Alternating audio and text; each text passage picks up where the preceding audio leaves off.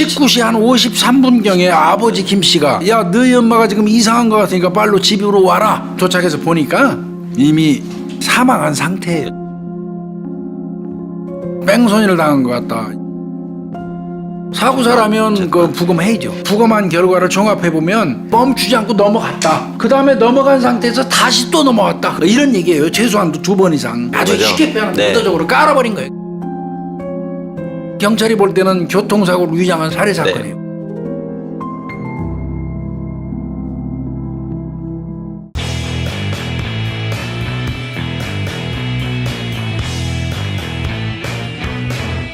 (2014년도 1월 4일) 날이에요. 밤 8시 10분경에 네. 119 센터로 신고 전화가 하나 들어와요. 네. 그 신고를 한 사람은 이제 30대 김모 씨인데 우리 어머니가 뺑소니를 당한 것 같다. 어머니가. 뺑소니를 당한 것 같다. 여기는 저 충북 영동군에 있는 영동읍 한 그 도로다 그러면서 자기 그 있는 위치를 알려줘요. 119가 일단 출동하면서 바로 경찰에다가 또 영동경찰서 교통계로 전화를 하죠. 도착해서 보니까 이미 여성 한 분이 사망한 상태예요. 그 뒤이어서 이제 교통사고 조사계가 현장에 와서 뺑소니 사건은 제일 중요한 게 그 추돌 지점, 네. 사고 난 지점 그 현장 보존하는 거 무지하게 중요해요. 근데 여기는 시골이고 한적한 도로기 때문에 완전 통제가 가능했다 그래요. 아, 네. 교통사고 조사계에서 와가지고 당연히 저 신고자 그 아들 상대로 해서 어떤 경위로 신고했는지 이제 확인하지 않겠습니까? 네, 네, 네. 그랬더니 본인이 밖에 나가서 외식을 하고 있었다 그래요. 19시 한 53분경에 아버지 김 씨가 네. 63세 아버지 네. 아버지 김 씨가 야 너희 엄마가 지금 이상한 것 같으니까 빨리 집으로 와라. 이런 전화를 했다는 거예요. 네.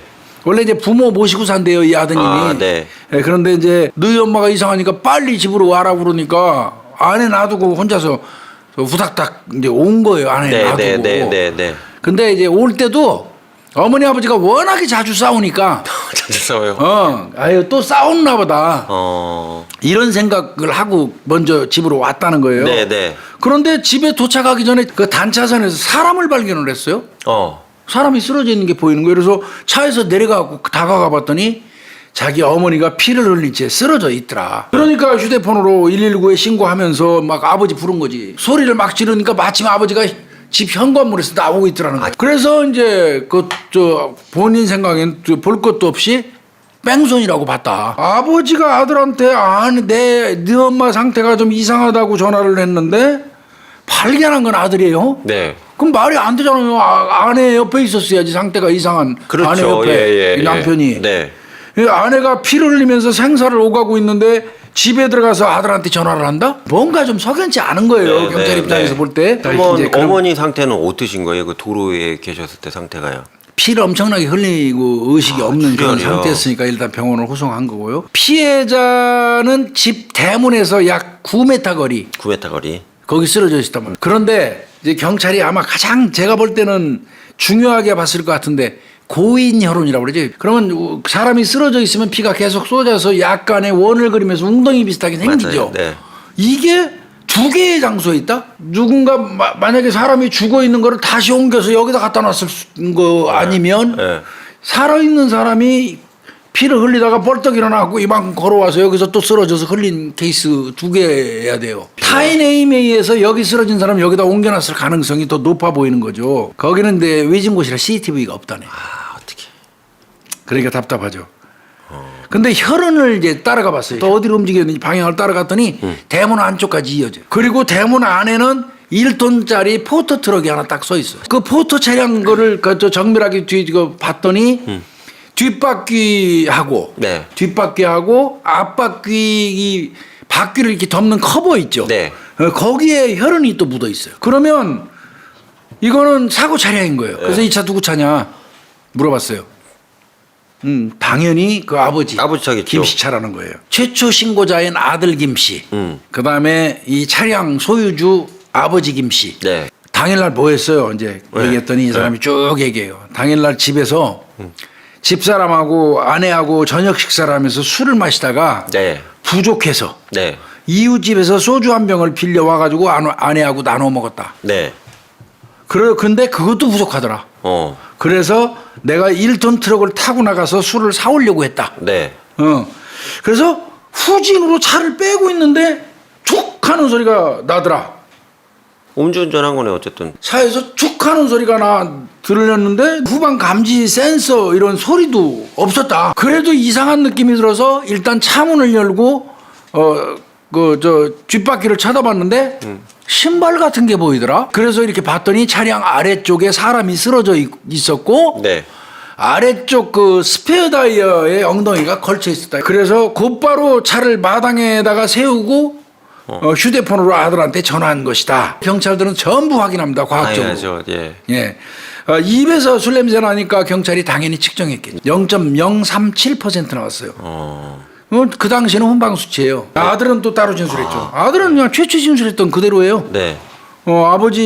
아버지가 너 엄마가 저 상태가 이상하다고 아내하고 밥 먹고 있는데 전화 와서 가다가 길 위에서 엄마 발견하고 119에 신고하고 네. 아버지 불러서 아버지가 현관문에서 나왔다고 똑같아요. 네. 아들 얘기는. 네. 다만 하나가 더 나왔어요. 오후 7시 53분경에 아버지가 아들한테 너 엄마 상태 이상하다고 전화했잖아요. 네. 근데 그 이전에 그 아버지가 전화하기 약 15분 전 19시 40분경 사망한 엄마가 전화 왔을 때 그때 엄마가 이런 얘기했대. 나 더 이상은 네 아버지랑 못 살겠다. 아버지랑. 또 술 먹고 운전하려고 그런다. 부모가 워낙에 자주 싸우니까 잘 다독거려갖고 엄마 뭐 어쩌고 해가지고 전화 끊었대요. 엄마. 이 아버지는 무면허 음주운전 이걸로 나오잖아요. 집행유예를 2번이나 받는 등 전과가 7개가 동종 전과예요. 현장 조사 이거 정밀하게 바로 해야 해야죠. 네. 여기 시골 도로니까 도로 양쪽을 통제할 수 있었던 거예요. 통제하고 그다음에 방수포로 현장을 덮었습니다. 그리고 이제 그 마당 안을 봤더니 앞에 컨테이너가 있어가지고 딱 그대로 서서 그냥 주차했다가 네. 뺄 때는 그대로 후진해서 나가는 그런 형태 집이에요. 집 안에서 마당에서 차를 돌리는 건 안 되네요. 돌리고 할 수 있는 게 아니에요. 차량은 복륜 구조라고 하는데 지그재그형의 타이어 홈이 있고요. 홈이 좀 깊겠네요. 홈 간격은 한 5cm 정도 되는 이거 굉장히 중요해요. 현장에서도. 그러네요. 네. 혈흔은 어디 묻었는가? 네. 차량 하부, 앞 범퍼, 그다음 펜더, 라지에이터, 변속기 등 한 24점에서 그러니까 밑에 피 잔뜩 묻은 거예요. 근데 요 진입로 요 부근에서 빼는 요 부근에서 후진을 해야지 빼잖아요. 네. 근데 여기에서 급가속한 흔적이 있어요. 그런데 이 경우에는 한번 생각해봐요. 차 이렇게 들어갔다가 도로 후진해서 빠지잖아요. 네. 그 후진해서 빠질 때 급가속하면서 돌려가고 빠지는 사람 있나요? 아유 말도 안 되는 얘기죠. 사고 나려고. 이건 말이 안 돼요. 네. 그러니까 후진하면서 급가속을 할 이유가 없다는 거예요. 네, 없죠. 이게 관찰이 되는 순간 바로 형사들 입장에서는 이건 살인 사건이에요. 사람이 탁 부딪혀갖고 쿵 하고 쓰러졌는데 톡 소리 나고 감도 없었다. 와요. 이게 말이 안 되는 소리. 올라타는 애초부터 데는. 말이 안 되는 소리고요. 국립과학수사연구소 대전과학연구소가 있어요. 차량공학과에다가 현장 감식을 해요. 엄마 거 혈흔하고 일치해야지 맞지. 맞죠. 예. 다른 사람 혈흔이면 또 그것도 아니니까. 네. 그래서 이제 했는데 나중에 일치한다는 통보는 받아요. 사고사라면 그 부검해야죠. 네. 이건 자연사가 아니니까. 피해자는 한 150에 46kg 정도 된대요. 키가. 네. 시신 후면에 그 뒷부분에 시반이 약하게 형성돼 있다. 이마 부위가 여기가 까져나갔다. 네. 좌측 눈썹에서 눈 바깥 부위에 걸쳐서 표피가 다 까졌다. 그다음에 턱이 골절됐어요. 기도내에는 혈액이 섞인 포말이 있다. 이거는 바꿔서 얘기하면 호흡한 거예요. 호흡하면서 뿜었다는 얘기예요. 그러니까 기도내에 포말이 형성됐다는 거는 굉장히 네. 중요해요. 그다음에 오른쪽 흉부에서부터 겨드랑이 부위에 걸쳐서 박귀현으로 추정되는 피내 출혈이 있다. 박귀가 사람을 치고 넘어가는 거로 역과했다고 그래. 역과예요. 예.